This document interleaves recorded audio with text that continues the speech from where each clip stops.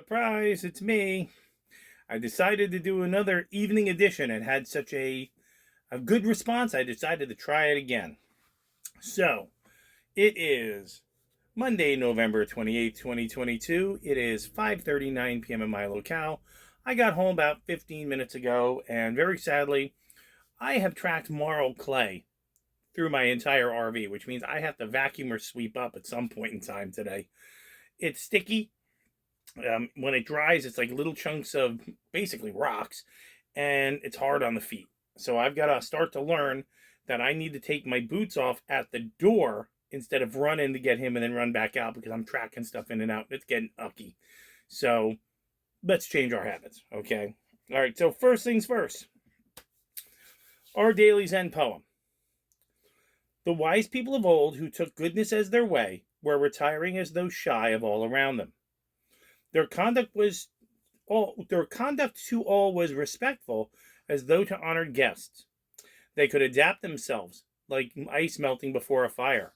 They were artless as blocks of uncarved wood, and that was Lao Tzu. It's a very nice poem. Something to think about how older people act as compared to these younger things today. Let's go for our daily rune pull.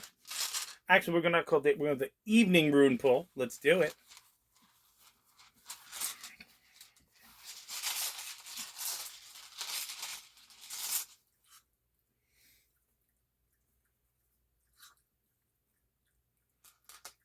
No, we haven't pulled that one yet, I don't think. That is the rune of the self. Okay, so let's see. 87.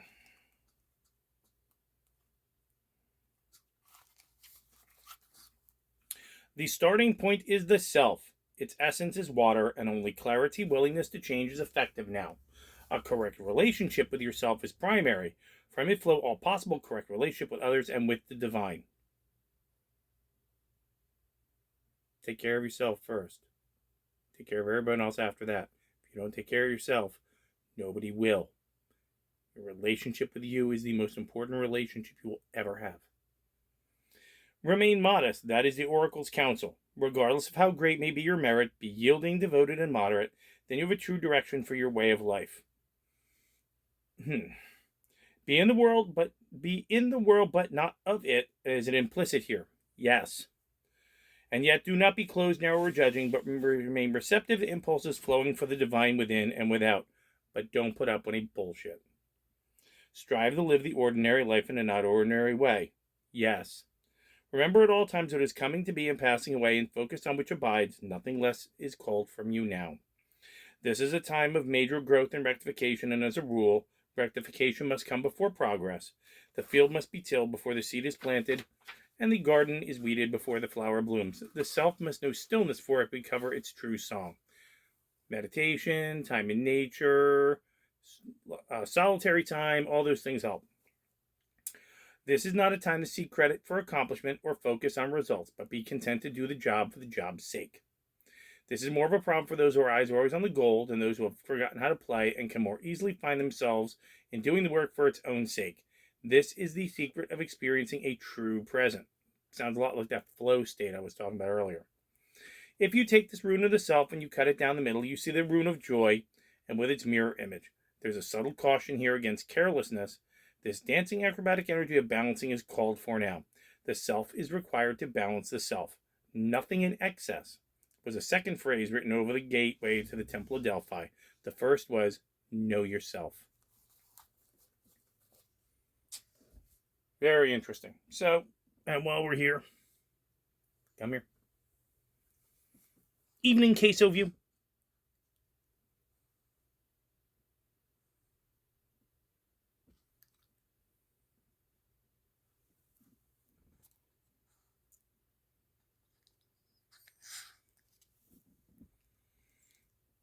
Got another one in there?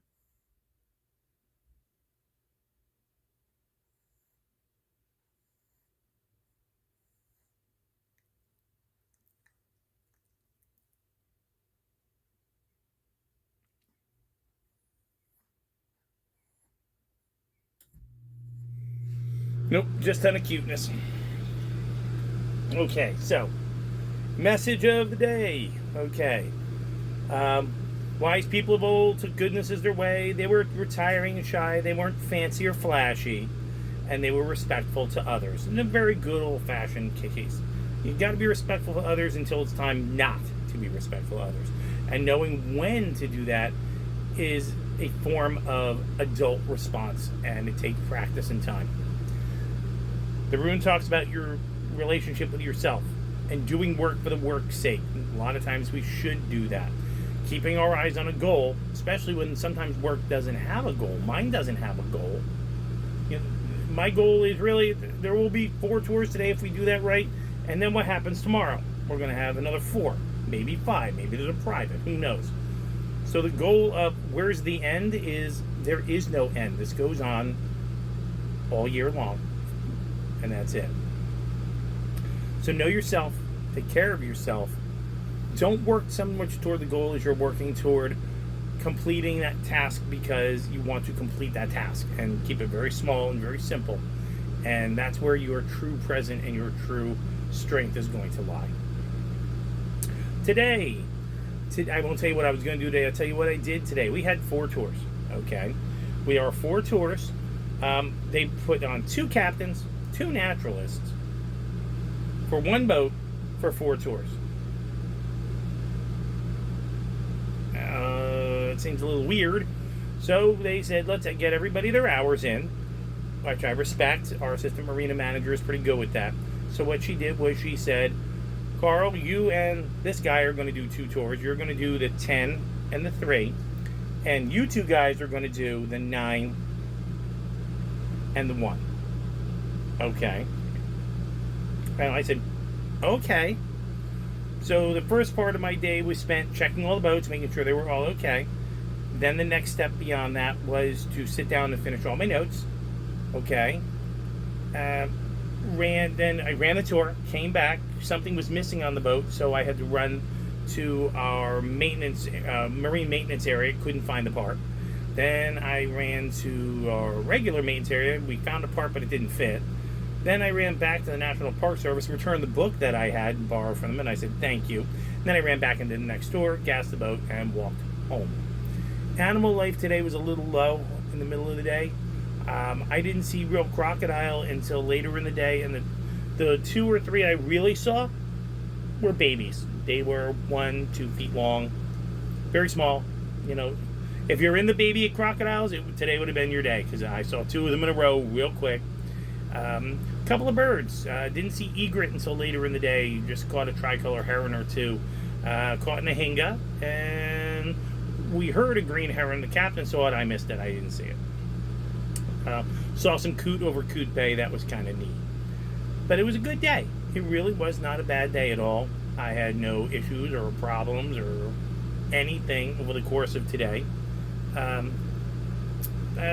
Just a lot of walking around in the sun. And, you know, that's a good thing. Sweat is good and helps you lose weight. I ate some lunch and just kept trunking on. And then that's our plan for the night. We're going to eat dinner. And we're going to try to do 1 or 2 more things. I'm trying to get online to get some information from my estate planning. And I'm having a hard time. I can log in, but I can't get the data I want. Hopefully I won't have to wait until Thursday and have to call them to get that information. Because I don't think I have an old statement, but I have to check.